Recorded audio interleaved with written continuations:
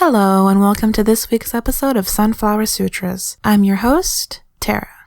To start things off today, I would like to do a reading of Lord Byron's When We Two Parted. When we two parted in silence and tears, half broken-hearted to sever for years, pale grew thy cheek and cold, colder thy kiss, truly that hour foretold sorrow to this. The dew of the morning sunk chill on my brow, it felt like the warning of what I feel now. Thy vows are all broken, and light is thy fame. I hear thy name spoken, and share in its shame. They name thee before me, a knell to mine ear. A shudder comes over me, why wert thou so dear? They know not I knew thee, who knew thee too well. Long, long shall I rue thee, too deeply to tell. In secret we met, in silence I grieve, that thy heart should forget, thy spirit deceive. If I should meet thee after long years, how should I greet thee? With silence and tears. We're going to be doing things a little bit different for today's episode. Today, I would like to talk about a gem I discovered at my public library. It's not often that I find a book I devour in one night and reread for the rest of the week. But this book, The Beats, A Graphic History, held and continues to hold a magical grasp over my imagination. I have to be honest, I tried to prepare a nice little formal book review about it, but I'm just going to say how I feel about it because it really might be a little hokey to say inspired me, but it's just so fascinating to read. Number one, it's from one of my favorite writers. If you are into comics like I am, you are probably familiar with the late Harvey Pekar. He is the writer for the majority of this book. This book is an anthology that is split up into several sections, and he is the writer for the majority of them. And what I love about Pekar's writing, both in his comics and in this book, The Beats, he's got such a brass tacks, no-nonsense way of telling you about these figures that most of us are very familiar with, but like, how much do you actually know about Allen Ginsberg or about William Burroughs? Well, Pekar and his illustrator Ed Piskor do such an amazing job, not just presenting a biographical narrative of these writers, but they interconnect all of their stories in a manner befitting these men that were not just leaders in a movement, they were best friends, they were lovers. This book does a really great job of fixing a problem I see often with a lot of bi erasure in the beat culture. And beyond that, just how fundamental all of these characters were in each other's stories, and also how fundamental these men were in the creation of their masterpieces. I mean, Ginsberg edited Naked Lunch, and Ginsberg collected up manuscript thrown about in Kerouac's Love Shack and all these different tidbits. Beyond talking about the big three, of course being Jack Kerouac, Allen Ginsberg, and William Burroughs, he's also so passionate about making sure that everyone else isn't just left in the dust. Pekar has a very loving section devoted to Philip Wellen, where he's not necessarily a very well-known poet, especially in the movement, being a West Coast San Francisco poet, whereas this was more of an East Coast focus. Pekar wants you, and what I love about this is that they do it in a very meta, breaking the fourth wall manner, because they just illustrate Pekar talking directly to you, the audience, and he's just like, hey, you might not know Philip Wellen, but he's hilarious, he's one of the wittiest writers I know, and it's a goddamn shame people don't read him. That was compelling enough for me to go out and try to find a copy of his work, and Pekar's absolutely right. Another thing that he does is he's not just focusing on the poets It's a very well-deserved misunderstanding that the beat movement was this poetry movement. But Pekar does a really great job of talking about other well-known writers in that circle, like the West Coast Michael McClure, who was more of a playwright. And Pekar also goes into the influencers of these influencers, because these men just didn't come out of a vacuum. That's another great thing about this book, is that this book really hits in multiple times over and over in really comforting ways that these guys would not have gotten anywhere in their life if they weren't constantly being met with support and camaraderie, and they would have all just died silly, sad drunks if it wasn't for the fact that they had people practically picking them up by their bootstraps and slapping them to make them at least cognizant enough to finish something and send it to a publisher. Pekar goes on to discuss Kenneth Rexroth, and what I really love about this section, a lot like with the Philip Wellen section, I didn't really know anything about this guy, but my God, is he a hero? Like, he started doing what was essentially beat poetry in the 40s, so like a decade before all the people in Columbia were doing it. Columbia University, not Columbia, the country. But yeah, he was doing it in the 40s in the Bay Area, a decade before the big three were doing their stuff. Completely self-taught, so none of that academic garbage that you see with like Kerouac and even Ginsberg, who later early in his career, but later in his life, just decided, fuck academia. I want to write in my own style. And that's exactly what Rexroth did. Again, 10 years before everyone else. He was also a major anarchist and started an anarchist radio show. I mean, how could I not fall in love with this guy? But most importantly, especially if you're really into Ginsberg, which, if you couldn't tell by our name, at the very least I, the host, very much enjoy Ginsberg. Rexroth was a big part of what got Ginsberg to the level that he got to with all of the scandal of performing Howl. It was Rexroth who was the MC of the famous Six Gallery reading, where Howl was first performed in front of an audience. And it's just this interconnectivity, all of this history between these several men across a continent, just coming together in this literary movement. And then the book goes into this really great deconstruction mode with other writers, notably one of my favorite, because she's an underground comic writer herself, Trina Robbins, has a bit on the exotic and esoteric painter J. DeFeo, specifically with DeFeo's piece The Rose and its hectic creation.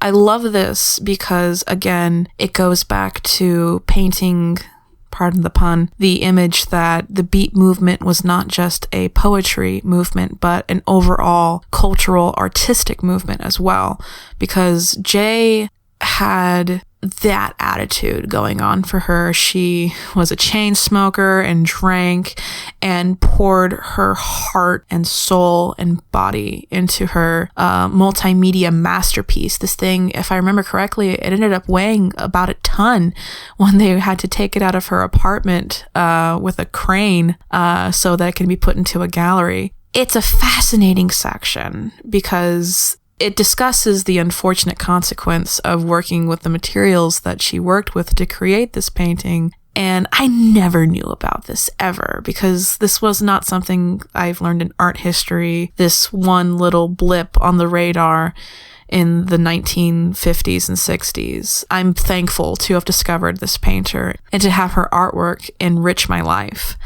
Another really great section in this book, kind of going off of talking about someone who, you know, doesn't have a penis for a change. There's a great section called Beatnik Chicks, written by Joyce Barbner. And again, I'm not ashamed to admit that I was ignorant about a lot of things. When you're going off of knowledge from popular culture, there's going to be a lot left out. And that's why a book like this is so important. She discusses women like Joan Kerouac and Carolyn Cassidy, and these women who are on the periphery, and most historical narratives about the beat movement, but never get the proper respect to actually have people discuss them and their literary contributions. What I love about this section is that throughout the book, Pekar does a really great job of destroying the hero worship of the beats. He doesn't neglect to mention how even though Kerouac was a bisexual, he was a raging misogynist and homophobe, a horrible alcoholic, and of course that's how he died inevitably, was from liver failure. He doesn't neglect to mention how Burroughs, of course, was incredibly damaged and screwed up, having shot his wife in a game of William Tell, but beyond that, just being a horrible junkie his whole life, to the point that his own son, William Burroughs Jr., is a raging junkie as a teenager. There's a section in the book talking about how there's this anecdote about Senior trying to admit Junior into a clinic, and the nurse asking, which one is this for? Pekar is a breath of fresh air because he does not romanticize these people as just like outliers in a society that's tied down and conformist. He doesn't bullshit that these people are really fucked up. Barbner really drives it home with her section on beatnik chicks, about the horrible double standards that these women had to face. The truly disturbing suicide of Hettie Jones, who was obsessed with Ginsberg, but because she was a woman, would just completely end up being in his shadow. And these horrific details about the sexual double standards especially that these women had to face, and the day-to-day violence that they'd had to face as well, just doing the exact same things that their male counterparts did. And whereas Kerouac and Ginsberg will be remembered as these literary geniuses, beatnik chicks will be remembered as groovy girls with long bangs and tight black sweaters with scowling faces. And I'm just really thankful that Joyce Barbner actually discusses this, because misogyny is a huge issue in the beat movement. And I love beat literature. I love beat art. But I admire the honesty in this a lot. And it also is just a really wonderfully illustrated section too. The comic book art in this section just jumps, because it's so, on one hand, really beautiful, but on the other hand, very chaotic. I like the mixed motives with it. But the book also doesn't shy away from talking about the people who history won't remember as icons in the movement, namely a section that Pekar returns with, dubbed the Harassment of D.A. Levy, a young man who was a fledgling poet who gained notoriety at the time for being prosecuted for obscene language and marijuana use.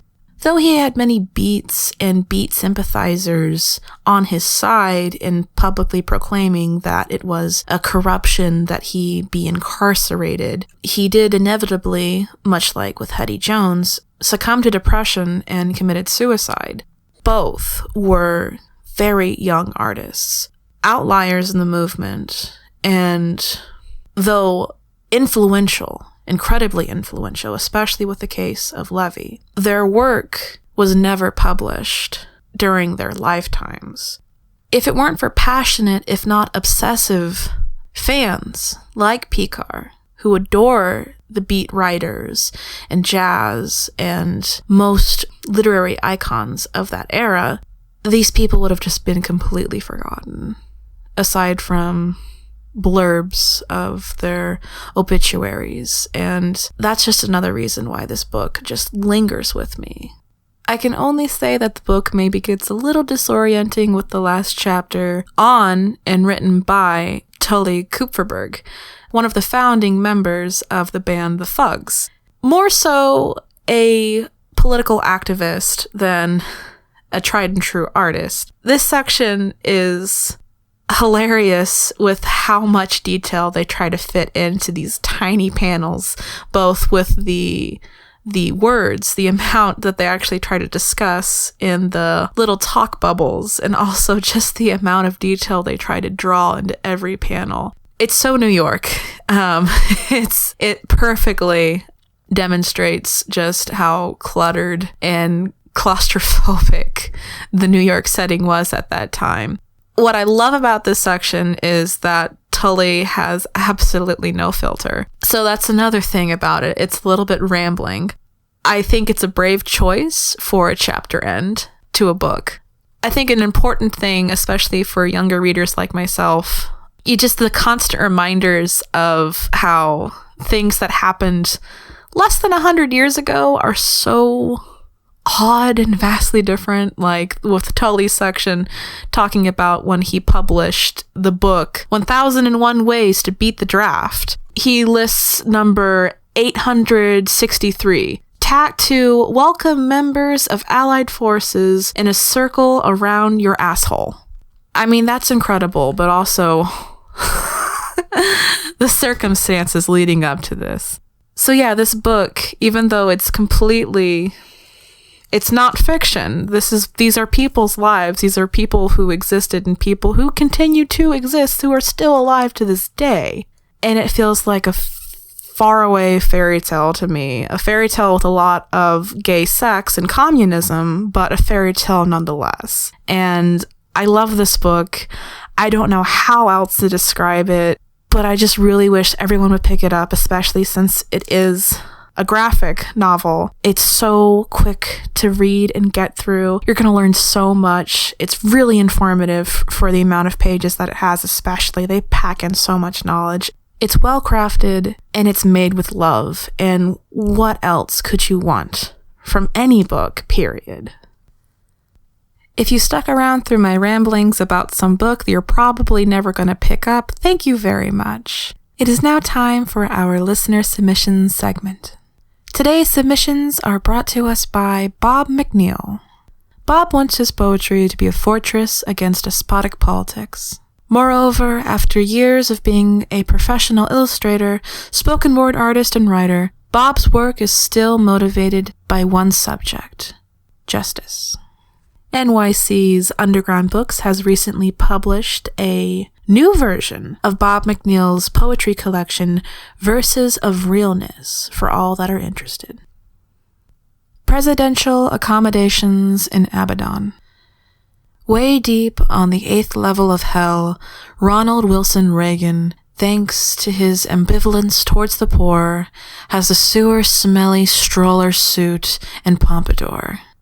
In addition to scrounging up refundable cans, Reagan leers at other damned leaders.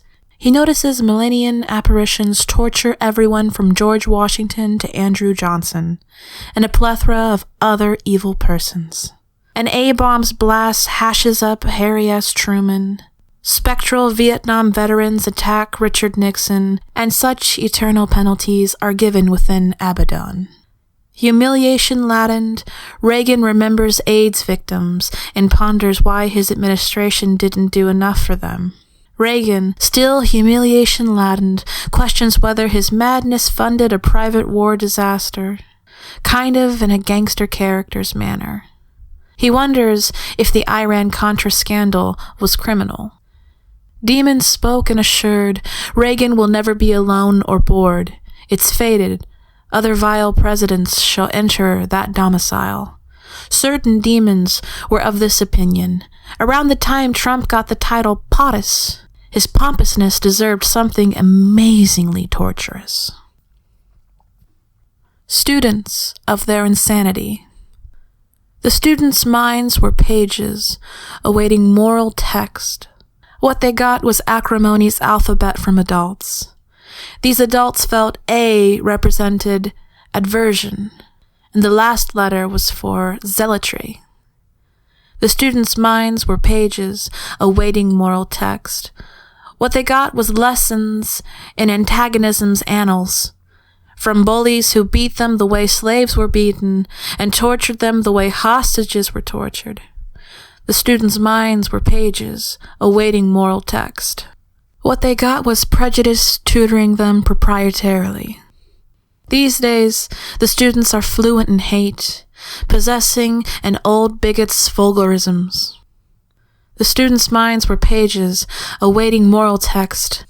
What they got was the globe's most itinerant pandemic, beneath Afric, Asiatic, and Caucasic faces. The students' minds were pages, awaiting moral text. What they got was a tassel-headed graduation and a welcome to the ever-battlesome world. Dinner on the Orb. I witnessed the anonymous populace enter the Third Orb restaurant. Upon gathering their words, the eruptions from assailants assailed our oxygen. Upon gathering, diplomacy stumbled over war's pummeled leg. I witnessed them when rapport joined the floor. These patrons from Satan's matrons sate their bellies' weight on ulcerations. I witnessed them gnaw each other to slaw. They chewed open grief and experienced brutish relief. I witnessed them act wolfish about their favorite dish, broiled anguish. They chomped on violence, eating any marrow's pittance. Bloodstains were ample at their tables. A truce was never favored. A truce was never savored. Thank you all for listening to this week's episode, especially since my voice isn't quite up to par. Remember, if you or someone you know would like to submit poetry to our show, feel free to send us anything. Your blandest, your weirdest, the stuff you're embarrassed of, the stuff that's been rejected by everyone else. We want it all. Your micropoems, your love poems, your weird sci-fi things you hide from your parents. We want any and everything that you are willing to submit, because your work is worth it. Thanks again for listening. So long, full, and farewell.